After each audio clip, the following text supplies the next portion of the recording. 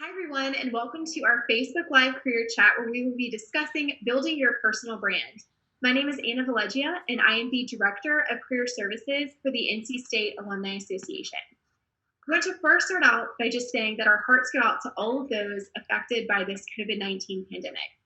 This is an uncertain and challenging time that we are all experiencing together, and we hope that you and your families are staying safe and well. With that in mind, patience is a virtue, and bear with us as we are navigating technology. Keep flexible, and we will make it through together. So we're going to be discussing the topic personal brand, and I think this is a particularly relevant topic right now. So when you think about your personal values and strengths on how to stand out, so whether you're watching this live or in the future, we hope that you understand the importance of creating your personal brand. And with that, we are very excited to have Aleta Howell join us today to talk about this extremely relevant topic. So to give you a little bit more information about Aleta, she currently serves as the Talent Acquisition Diversity Strategy Lead for Cisco Systems. In this role, she is responsible for aligning corporate diversity and inclusion strategies and objectives to meet the needs of Cisco's internal business functions and build strategies that support diversity, recruiting, and hiring. Aleta began her career in marketing as a brand manager with Nabisco Foods. Upon leaving Nabisco, she worked as the Director of Admissions for Minority Recruitment and later became MBA Admissions Director, where she led all the recruiting and admissions for the full-time MBA program at UNC's Kenan-Flagler Business School. She has worked with corporate leaders to develop and guide business strategy.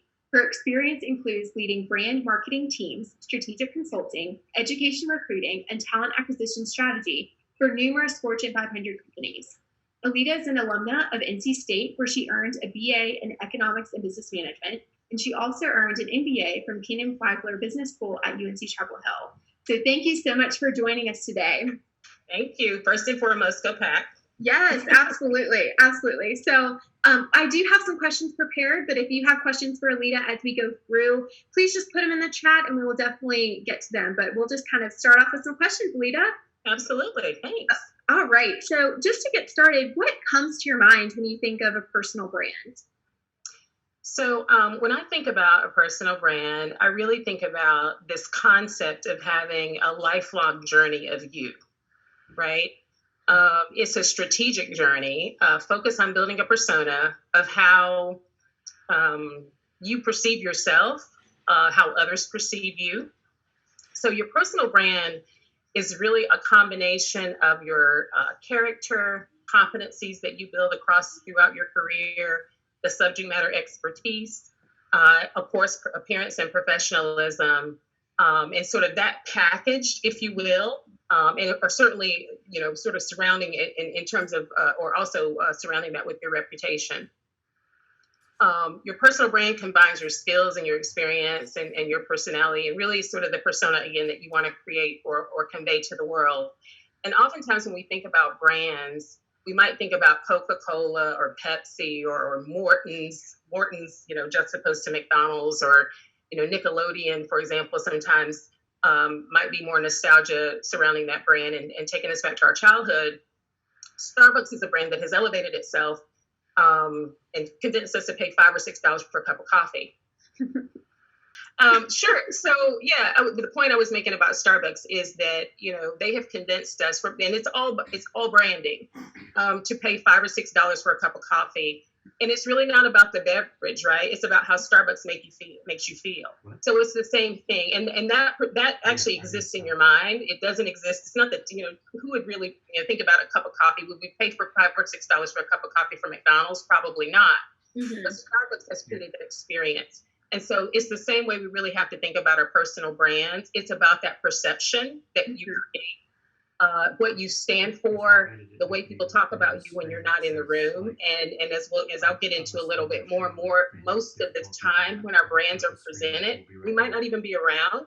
But we want to build our brands in such a way that those who are advocating on our behalf or those who want to sponsor us, mentor us, our leaders in our organizations feel confident in advocating for us to lead the next project, to take on the next assignment, et cetera.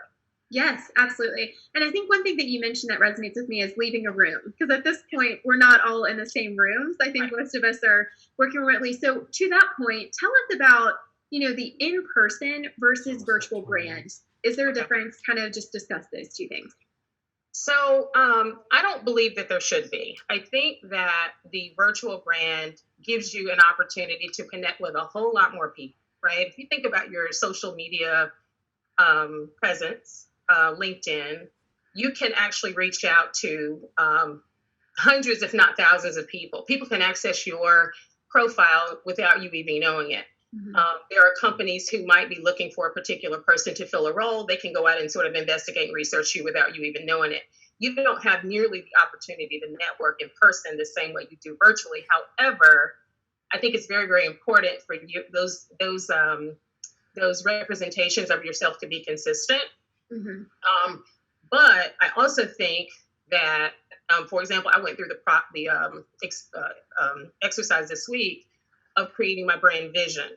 And it occurred to me, I should actually have that on my LinkedIn page. And so I think that as you think about your social media profiles and the online presence that you have, I think it takes a lot more work when you think about your brand statement and your brand vision or elevator pitches and things like that.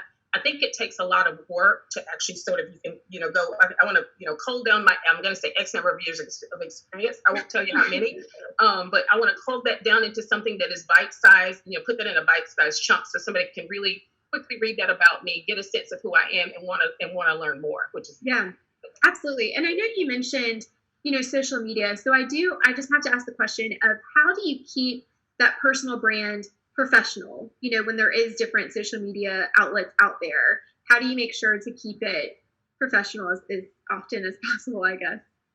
So, I would say to ensure that you remind yourself, again, when you're interacting on social media, and all of us get passionate about different issues and things, but just to always keep things, if you will, above board, practice the principle, what you see is what you get. I'm not one person here in front of you and a whole different person someplace else, right? Yeah. And we also should always remember that someone is watching. Always someone is watching. Well, I guess to that point, though, do you have multiple brands or do you just have one personal brand? I think generally you have one personal brand. I think there might be situations where, for example, if I'm in human resources, for example, but say I have decided that I want to create a band, right? And I want to go and launch my singing career. Well, those are two completely different brands. So Aleta, the singer, might have a different brand than Aleta, the HR professional. So I think in situations like that, or maybe I want to launch out and start writing, which actually I do write some fiction. So I may have to create a slightly separate brand for my writing. However, oftentimes you may have to leverage your name and your brand to get your foot in the door in a different area when you're thinking of expanding into something new. Yeah, absolutely. So, and I think this is something you're talking about when you talked about taking the chunk. So how would you suggest creating that personal brand? So what are some of the key things that people need to keep in mind to really have that brand creation? So I think this is really where the hard work, I think, comes in.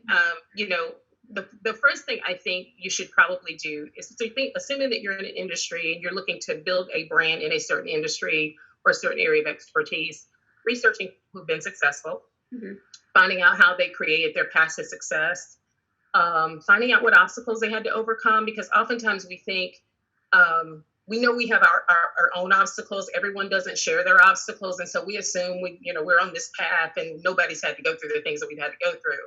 And oftentimes what you learn when you research successful people is that they had to go through a ton of obstacles. However, they persevered and they kept moving. They kept moving forward. You think about Brene Brown or like Tony Robbins or Sheryl Sandberg, like those are just regular people. And now they're like, global brands. And that took work. Setting priorities and prioritizing your personal values are key to that. So one of my favorite books, Dare to Lead by Brene Brown. Oh, good. Yes. She's a fabulous writer. Yes.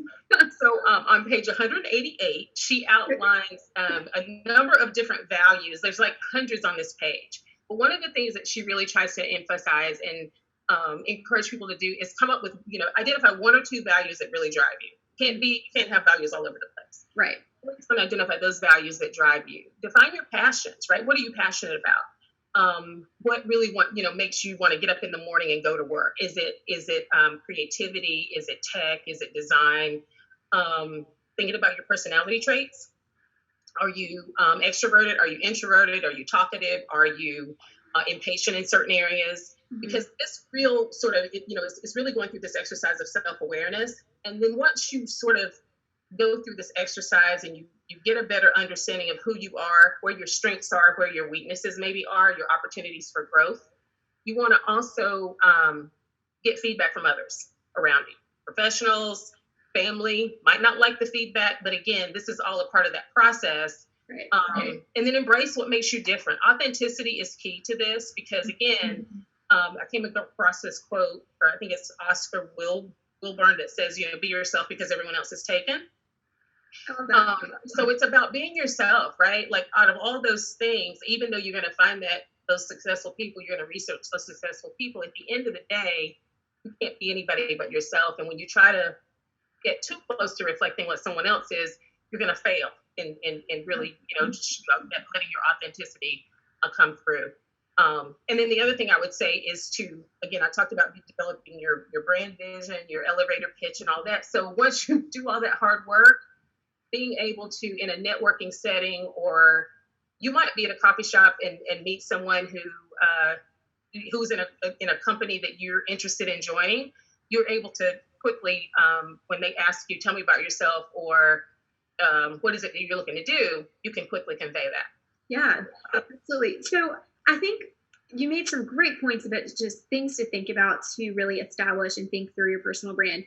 How would you say if somebody maybe has the brand and they're trying to improve it or they're trying to reinvent themselves? You switched from marketing background to doing more HR, which is a very different move. So trying to think about your brand as it relates to reinventing yourself or rebranding yourself. Can you talk about that a little bit? Absolutely.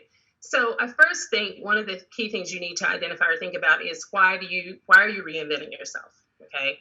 Is it because you have created a negative, or there's some negativities around your brand perception, or are you trying to break into a new industry? So I think the purpose of why you're doing it is probably first and foremost important.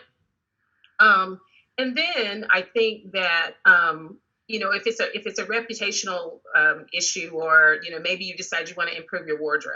Maybe you decide that I want to be a real subject matter expertise in my area. That might mean taking some courses. That might mean brushing up on some, again, areas where you have some of those opportunities for growth. It's probably also going to include maybe talking to other people, maybe talking to managers and finding out, where can I really want to improve and I really want to strengthen my brand and I want to become known around this place as somebody who, delivers, under promises and over delivers, not over promises. And how can I do that? And again, it also, for some of us, it's tougher than others, right? To take accepting constructive criticism and not looking at it as a negative, looking at it as, okay, I won't make that mistake again, because that is how leaders perceive, when you think about strengthening your brand, when you accept criticism or constructive criticism, feedback, and then you the next time fix it, leaders look at that as a positive, not as a negative. Yeah, absolutely. And I think, obviously it's going to take work to create your personal brand. It's not something that just happen overnight. It's a process, right? And so I do want you to touch on, you mentioned it earlier, but I want to kind of dive into it a little bit more. So how people can incorporate, within their communication in a networking setting or virtually, how to really utilize your brand. So to kind of break that down a little bit more, talk about an elevator pitch, because I know we hear that term all the time. So incorporating or developing an elevator pitch with your personal brand. So when I talked about those steps of, doing sort of that self-assessment, and there are a number of different templates out there that are available that help you. Basically, you take that template and you can fill that in terms of, my name is blank, first, last, I am a blank, and you fill it in. Really is a good start, right? Because what it does is really focus. It really forces you to focus in on, if I have, less than 30 seconds in an elevator from bottom to top to tell somebody who I am. And again, the goal is not so much to tell them your life history, right? It's to tell them enough about yourself to pique their interest, right? So that they want to learn more, so that hopefully maybe by the time you get to the floor that you're going to, maybe you get a business card, right? Maybe you can get an appointment to have coffee. Maybe you can ask the person, hey, can I get your email address and can I exchange emails so we can have, continue this conversation. But I do think that all the things that I talked about earlier about, assessing where you are, assessing those strengths and weaknesses, thinking about those values and all of that. And then once you do that, that gives you that opportunity. Again, you can go online I'm happy to share some links as well that I've come across in terms of developing templates to develop your elevator pitch. An elevator pitch being about 30 seconds or so. And then there's another approach that's called a bumper sticker, which is more like 5 minutes, which might be, hi, I'm Aleta Howell, and I am a diversity practitioner in human resources. So again, you don't have a whole lot of time, but again, really piquing the interest of the listener, and getting that person to ask more questions. The other thing I would say to keep in mind when you're developing elevator pitches or bumper stickers or any of those sort of short statements is think about the listener. Mm-hmm. Not so much what you want to convey, but what do you think the listener will be willing to absorb in a short period of time? So, because you don't want to just sort of overwhelm someone, tell them your life history. I think the other mistake might be too strong a word, but maybe it is a mistake. Oftentimes in interview settings, the first question we oftentimes get is, tell me about yourself. Yep. And far too often, people respond answer that question with a question. Well, what do you want to know? Mm-hmm. And if I'm on the other side, I might say, I don't know what I want to know. You tell me, because I don't know you, right? Right. So, being prepared for that, but again, bite-sized chunks, and thinking about the listener as you develop that. Yeah, absolutely. And I think one thing that really resonated with me when you were talking about it is it's just the beginning, right? It doesn't necessarily, like with the tell me about yourself, I think people put so much emphasis on that, or an elevator pitch, but you're hoping that that's really just the start of the conversation. Yes. And that you can go into more. So I think that is really, really good. So I think, yeah, go ahead. Can I say one more thing? Just again, I'm sure all of us have talked to individuals before where we walked away from the conversation and we felt like, wow, they made that all about them. So again, approaching that from the perspective of this is a conversation, right? Which is 50-50. So it should be two-way. So I'm going to tell you a little bit about myself, and then you might say, here's who I am. Now tell me about what you do. So it doesn't look like it's one-sided, and I'm just going to dump everything that I've ever done in my life into your lap, and hopefully you can pick out the things that are important for you, right? Yeah, absolutely. And I think I always try to tell people, end with a question so that they have something to respond to. Because if you just kind of finish your statement, I don't know if somebody's going to know that they can actually, what are they supposed to say at that point? So providing the opportunity to have them engage in conversation, I think is very good point to remember. Absolutely. Yeah. So, and I know we've mentioned it earlier, but I am just curious, if somebody has a negative view or a bad brand in a certain way, like how do you overcome it? I mean, I know you mentioned big companies, and we've seen some of them do that well and some of them just not do it well, and that's the end of that organization. So any thoughts or recommendations for getting out of a bad brand? So the first thing I would say is that it's going to take commitment, and it's going to take a lot of work. So you think about the time it might take to create a negative brand perception for yourself. It's going to take the same time, even more time, for example, basically to reprove yourself, if you will. Mm-hmm. So I'm going to, not to villainize any brand, but the one brand that comes to mind that most of us are probably aware of, I think, maybe you're not, and I don't know if you remember or not, but Tylenol, years and years ago, a woman laced some Tylenol with cyanide, and some people, died from it. And Tylenol did nothing. It wasn't anything in their manufacturing. It was this woman who was, had some other motives, right? Mm-hmm. It took Tylenol years and years. First of all, the negative PR,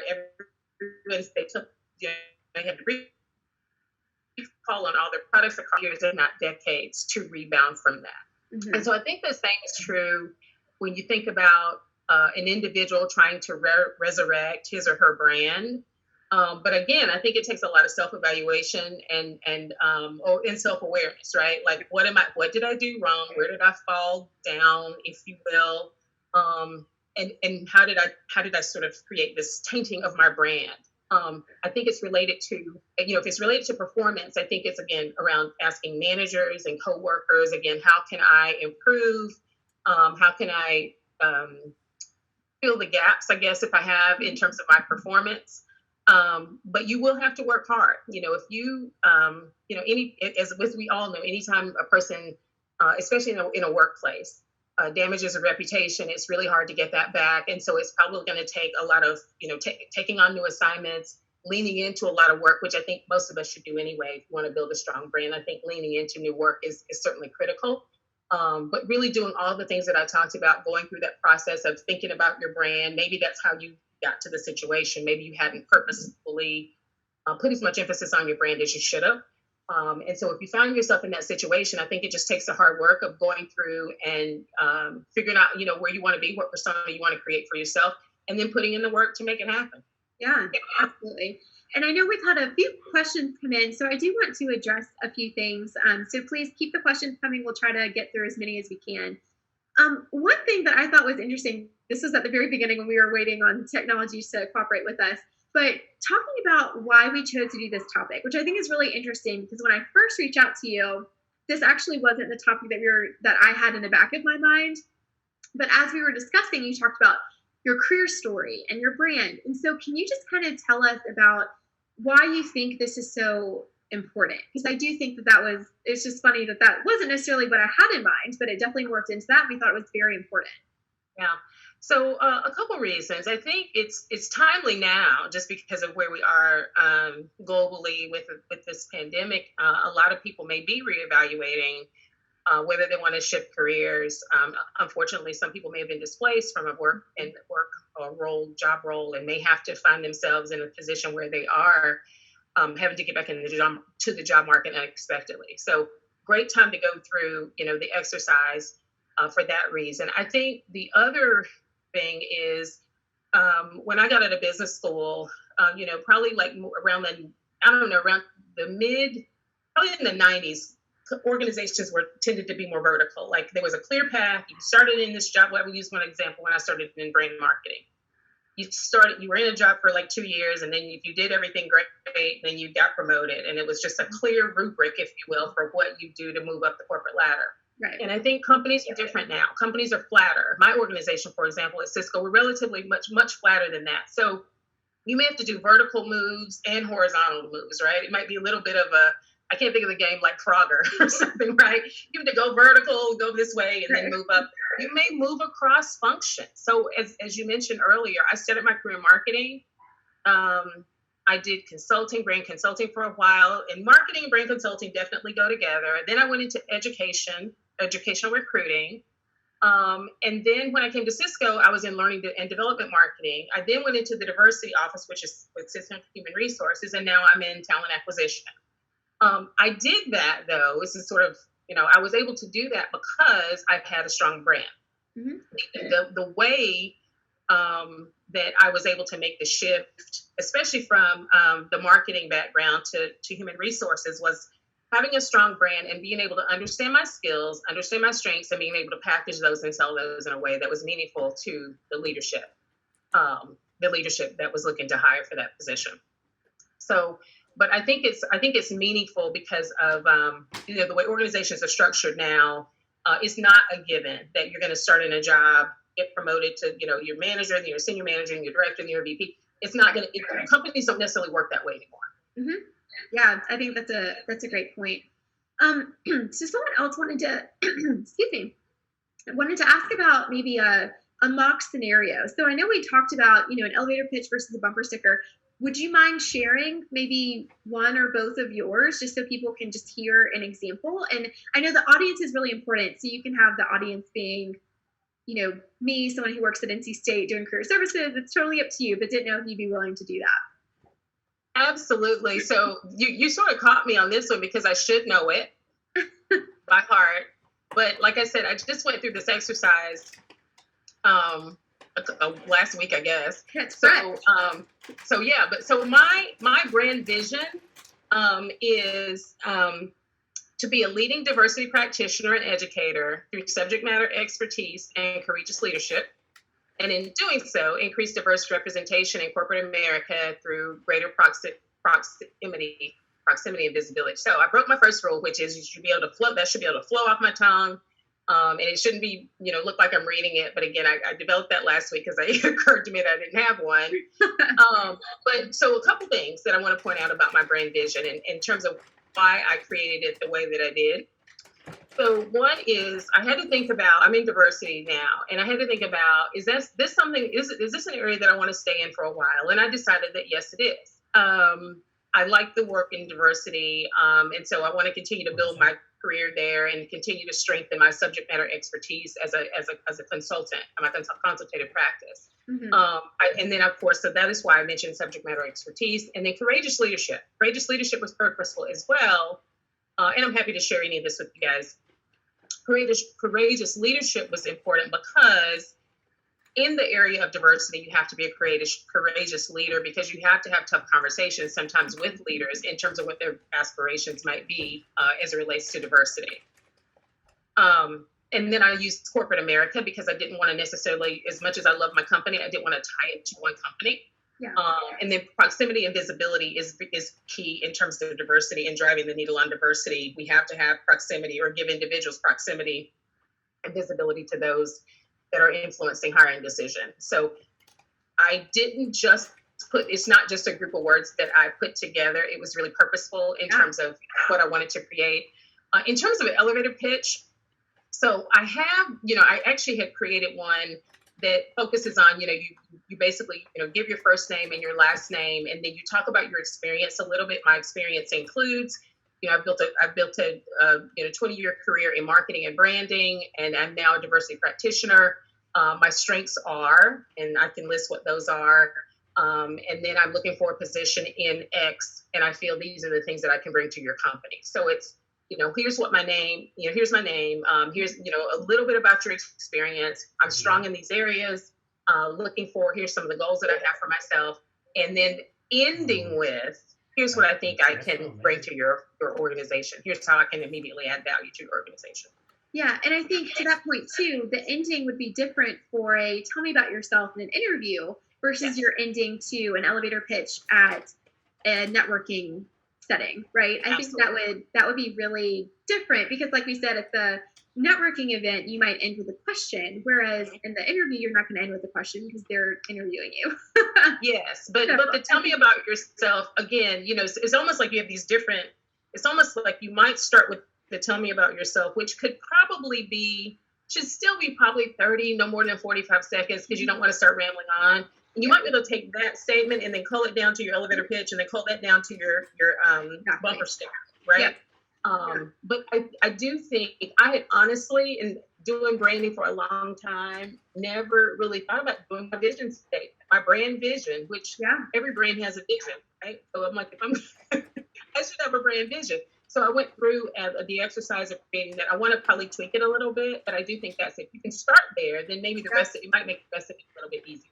Absolutely. And I know some people are really wanting to maybe see some, explanation of the word choice, the vision. So maybe we can offline put something together and send that to, some of our viewers. I think that might be helpful. But I think because Sarah had mentioned that it's super helpful, but it's a lot to take in. So it might be good just to have something to really walk through. And then I think this may be our last question that we'll have time for, but on the, James was asking about online platforms. And so I'm not exactly sure where he's going with it, but using engagement platforms, should you use a lot of them to a broader audience?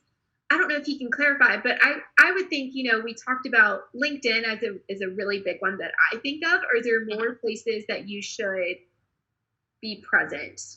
Right. Hopefully that's around where he's going, but is there any thoughts too? I think right now, since we're so virtual, LinkedIn's an obvious one, or are there other ways that people can maybe establish their brand in a virtual way? Oh, sure. So, some other things that might be non-traditional. So you have platforms, right? Which, LinkedIn is really the one that comes to mind for me. Obviously, you have Instagram and Snapchat and things like that. To me, those are ones where you might want to be more careful in terms of what you post. Yeah. Just sort of thinking that way. But the other thing I think that, and again, as I think about my own personal brand, some things that you can do as you build that subject matter expertise and you want to get that brand message out there about yourself, is start a blog, right? Just blogging or commenting on, even responding to some of the, Twitter posts or something, but responding in a, positive way, but looking, maybe following some of those folks that have been successful, for example, in areas that you're interested in, starting to follow them and maybe responding to some of their posts. Like I said, creating a blog, starting to write, doing ebooks. There's a ton of things that we can do to get our name out there that aren't necessarily just sitting on a platform. I mean, you have a lot of different platforms, but it depends on how well those are used. If you think about most recruiters, LinkedIn is probably the one that's most used. There's some other platforms that are used, especially in universities.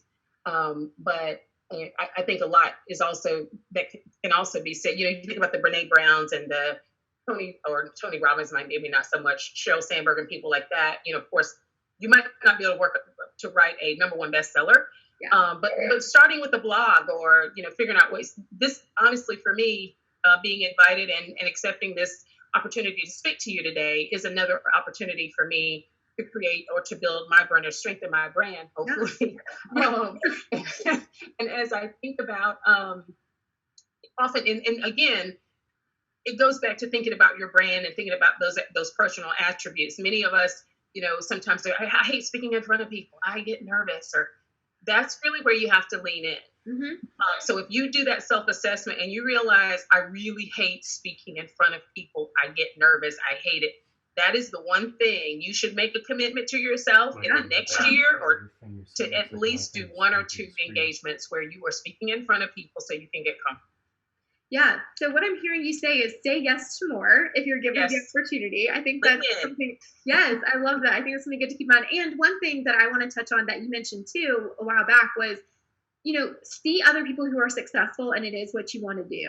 And so if they made themselves successful by starting a blog, maybe that's something good to do. If they made themselves successful by doing Facebook Live events, maybe that's something they could think about. But yeah, I think trying to figure out where you want to be, seeing somebody who's successful in that, and then working backwards and try to figure out your own story, right? It's going to be different, but trying to figure that out. So absolutely. I'm sorry, one quick thing, and realizing that it takes time, right? Just like Starbucks didn't automatically convince us in one day to spend $6 for a cup of coffee. These are decades old brands, right? Yeah. This is not something that's going to happen when you come out of college, with a degree, but that is commencement, right? You're starting. So you're not going to be able to go into a company and knock the door down and take over the CEO position. It takes time to get there. And so this whole idea of brand building definitely takes patience, perseverance, but patience. I think that is the perfect ending to that, unless there's anything else you want to say, but perseverance and patience, I think, are 2 extremely good things to kind of leave with. I think especially in the time that we're living in right now, I can't think of better terms to use. Is there anything else that you think you want to say? No, not at all. Just thank you for this opportunity. I hope that I was able to share some thoughts that maybe are provocative and get people thinking about their own personal brands. And I can definitely, Anna, let's work together to create some leave behind materials. And if there's an opportunity for me to continue this conversation with everyone, I'm very more than welcome to do that as well. Awesome. Well, thank you so much. I really appreciate your time and your insight. This was fabulous information. I know I learned a lot, and I hope everybody else did too. So thank you, everyone, for listening. Stay safe, go Pack, and howl back.